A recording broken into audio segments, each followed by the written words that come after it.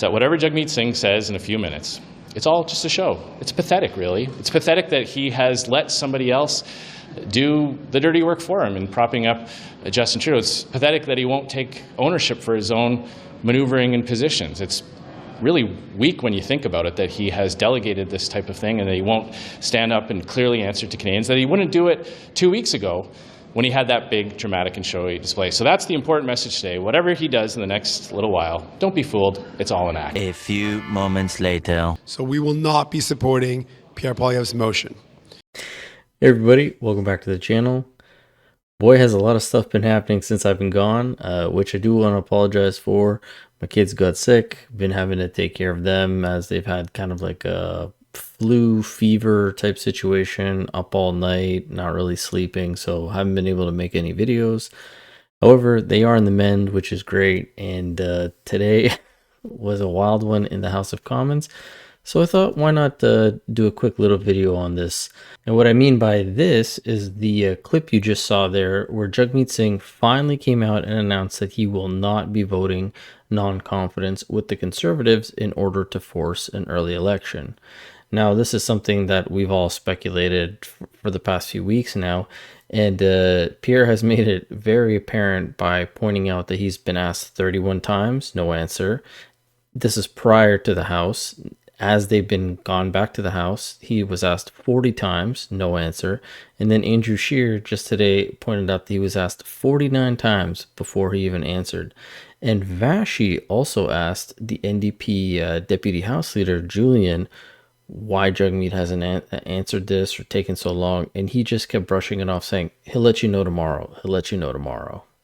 The government, but actually in this time with the NDP, Mr. Julian, just because, well, we know how everyone else is going to vote next week. The one party we still don't know is yours. What will the NDP do? Are you going to vote no confidence in the government? And Jagmeet Singh will be scrumming and speaking tomorrow to Canadians on that very issue.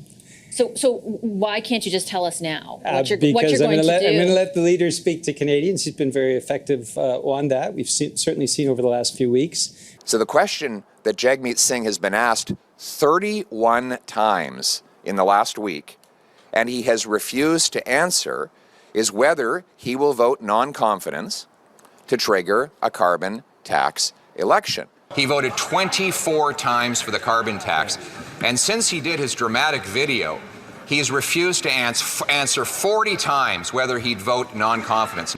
But then he was asked over and over again whether or not he would actually vote no confidence in this government and give Canadians the carbon tax election they so desperately want. In fact, he was asked 49 times, and he refused to answer. Now we know why. He had to wait until the Bloc Québécois announced what they would do. And this is looking like a sad reality that we now have to deal with, because as you saw in Vashi's clip, it said Blanchette to support the government on the big vote. A few videos back, I had even said that it's going to be down to one little federal party of a province holding Canada hostage, which is exactly now what's happening, because Blanchette has come out with his support. He did another press conference today where he was questioned, well, what are the things you're going to ask the Liberals for? And he says, we're not asking. We're basically telling them they do this or we vote against them. Have the Liberals given you any indication that they're willing to work with you on these priorities? I don't wait for them. But you have to talk to them. No. You have to talk to them. I don't wait for them because they have to. If they do not come with the vote I want, they will fall. And that's their decision to make. What's your deadline? When do you want these things to happen? Before Christmas? After? When? I have the words to tell you in English, but not the intention. I have my idea about the way things should happen, but now we'll start by showing that the attempt by the Conservatives was stupid. And after this is done and voted, I might come with something more precise. And so there you have it. Canadians are now being held hostage by not only the Bloc, but also the NDP, who came out and made their announcement after the Bloc did. Now, Jagmeet did another press conference today, as you saw from the opening clip, and he was questioned and grilled by the media on this exact thing. Why did it take him so long? Why did he wait till after the Bloc announced it? And the reporters actually had some really good follow-up questions like, why are you still propping up the government if you're saying that Trudeau is so terrible? And another reporter asked, well, if you're so confident that you guys are the answer to the Conservatives and the Liberals, why won't you vote for an early election? Take a listen to this. Why didn't you say this yesterday? Why didn't you say this yesterday?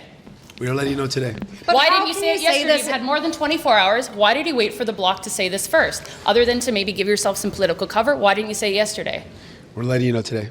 But how can you say this when you've said Trudeau must go repeatedly? How do you square that? In the next election, people have a choice. I stand by my words. Trudeau has let you down.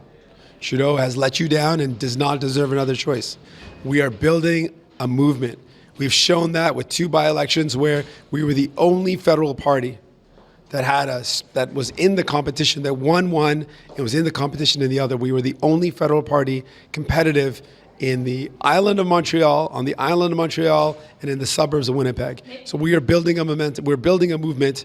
And we're showing people that we can stop conservative cuts. So you said yesterday that Mr. Trudeau does not deserve another chance. Are you not giving him another chance today? Not at all. Canadians will have that decision to make when the election comes. And when that election comes, we want to make it very clear. I do not believe that Justin Trudeau deserves a second chance. He has let you down. He has let you down, and it has meant that people are worse off. And if things are bad now, Pierre Poilievre is proposing a future that will be even worse. So we are here to stop conservative cuts, and I'm here to become the next prime minister of this country. If you're so convinced you're the alternative, why aren't you itching to get out there and prove it? We've shown Canadians that we can build a movement. We've started that with our 2 by-election, great showings, strong presence in Montreal, and a victory in Winnipeg shows that we are the real alternative to fight back conservative cuts for people. We can do that. We're going to keep on building that momentum, but we're not going to play Pierre Poilievre's games. We're not here to play his games. We're not here to do what he wants. We're here to fight for Canadians. So we're going to continue to do that. So this guy wants to claim that he's fighting for Canadians, yet keeping the Liberals in power is actually the opposite of what Canadians want. You can see that from the blue wave that's going across Canada, the projected Conservative seats this coming election, they're going to be majority government. And almost anyone you talk to says that they're either voting for Conservatives, they're tired of Trudeau. Yet even the mainstream media, for some reason, is saying that majority of Canadians don't want an early election, as you're going to hear on Vashti's program. I'm wondering, though, why you intend to do that, given that 2 polls this week show a majority of Canadians actually don't want an election. Aren't you just trying to force one because it's in the best interest of your party, not Canadians as a whole? Nothing, it seems, has changed, but we still want to put pressure on the other parties to listen to Canadians and hear from them the suffering that they're living under after 9 years of this Liberal government, and give Canadians an opportunity to choose a different way. What those 2 polls tell me, though, however, Mr. Scheer, is that a majority of Canadians, while yes, are definitely suffering, would like their government to work together and their politicians to work together to address those issues. 56% of Canadians, according to Ipsos, don't want an early election. Nanos polling, 54% of Canadians want the NDP and the Liberals to actually stay in that deal they had in order to avoid an early election. Why are you so set on doing something counter to what Canadians are telling you they want? They actually want your party to work with other parties rather than force an election on Canadians. And so now it seems like there's 2 conflicting stories in Canada where you can see that the vast majority want to change, yet these polls are saying otherwise. But when you actually look at the polls that claim majority, 56 feel opposition parties should work with the government to avoid an early election. This is the Ipsos poll that she was referencing. And then this one by Nanos, Canadians are divided but marginally more likely to support or somewhat support Liberals and NDP continuing to work together to avoid an early election. Well, when you actually break this down, this was a survey of just under 1,100 Canadians. And if we actually go back to the Ipsos poll, it states that this study was done with a survey of a sample of 1,000 Canadians aged 18 plus. Now, to me, these are fairly small sample sizes. I guess 1,000 is decent, but you're trying to do exponential growth of some sort to show that vast majority of individuals don't want an early election. Yet, if we go and we look at the Ananos poll from just say almost a year ago, Canadians are more likely to want the next federal election to take place now in 2023 when this was done, or in 2024 than to wait until 2025. And this sample size was also around 1,100 almost. This was done for CTV News. This Nanos poll was for Globe and Mail. So now you have the same pollsters, two different polls conflicting each other from almost a year apart, yet nothing has really changed in that year's time. It's not like life has gotten better for Canadians in that time. So to say that now they don't want an early election, to me, doesn't make much sense, especially when you're seeing the trends of the blue wave, as I mentioned. Now, as we get to the actual question period today, after all these announcements happened, Pierre decided to take advantage of this, and he attacked the Bloc and he attacked Jagmeet. And when he attacked Jagmeet, he called him a phony, he called him a fraud. This caused quite an uproar, and the speaker actually had to mute for quite a while. But when you look at the video, in the bottom corner, you see Pierre looking towards where the NDP or Jagmeet would be. And I don't know if Jagmeet was unhappy with him and started threatening him, but you could kind of see Pierre mouthing, "Do it, do it, do it," as in he was challenging somebody. The Honourable Leader of the Opposition. The NDP leader was terrified he was going to lose a by-election in Winnipeg, a NDP stronghold. So he put out a Hollywood production where he claimed he had torn up the carbon tax coalition onto which he had signed up, that he was going to stop fighting for his pension and start fighting for the people. But once the votes were counted, he betrayed them again. He is a fake, a phony, and a fraud. How can anyone ever believe what this sellout NDP leader says in the future?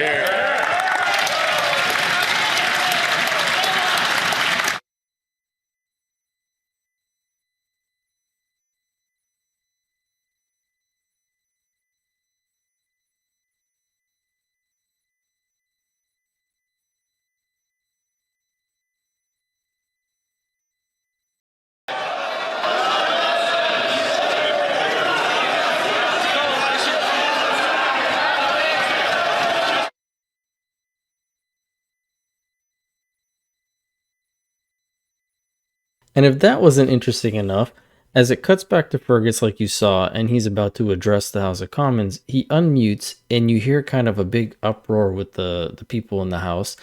And in the background, if you listen really carefully or if you have headphones, you can hear, "Oh, you're a tough guy, you're a tough guy, you're a tough guy." And to me, it sounds like Jagmeet yelling this out, because the person sounds like they're losing their voice, and that's Jagmeet is sick. He's currently in that state, as you heard in the press conference, and if you watch question period, you could hear him really straining, and that's what it sounds like.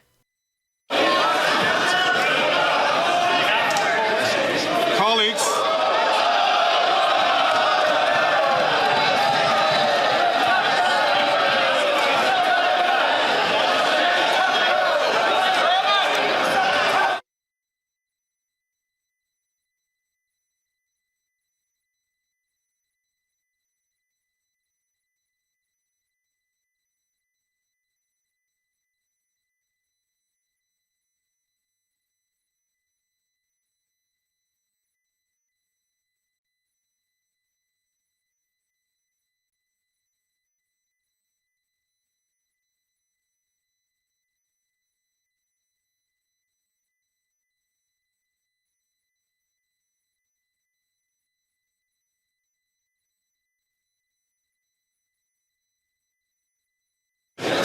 professional manners.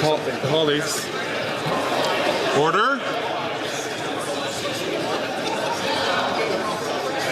Colleagues, there are some long-standing traditions of this House which we should endeavor to respect.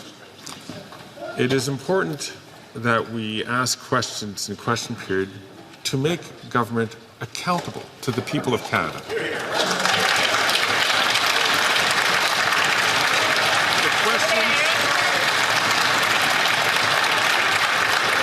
The questions, by their very nature, should be pointed, should be tough, should be specific, and the answers should also be clear.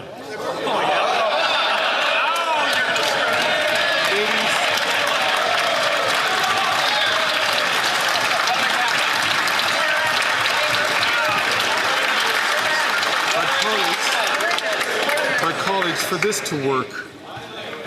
to work, we also have to make sure that we work within the rules that we have. There were some important questions which were asked, but were not related to the administration of the government. And therefore, there weren't responses to that. And it is important to make sure that we do that. We have so many other tools available to us as members to make the comments that we need to make outside of question period, to comment about how we want to do. Now, while the microphone was off, there were, I would suspect, although the chair didn't hear that, there might have been some strong words which were exchanged between members. I ask members to please remember that Canadians are looking at us. And let us conduct ourselves in a way really befitting of each of our constituencies and the country as a whole. And surprisingly, this might be the only time I agree with anything that Fergus says. But yeah, the questions should be holding the government accountable, and the government should be answering them appropriately, which time and time again, we know they don't. They skirt around the truth, the answers. But this is probably the biggest amount of applause Fergus has ever gotten from the conservative side, and just the House in general, I would say. But I also feel like he shouldn't be muting as much as he is. I get it. It's a bit of a clown show there as of recently. And sure, maybe it's not very parliamentary, but as Canadians and constituents of these elected MPs, we should be able to hear what's going down regardless of how petty it is or whatever the case may be. But as always, this is just my opinion. I'd love to hear from you guys. Let me know in the comment section below what you thought about all this. Again, thanks so much. I do apologize for the delay, but life happens. And as always, I will catch you guys on the next one. Thanks so much.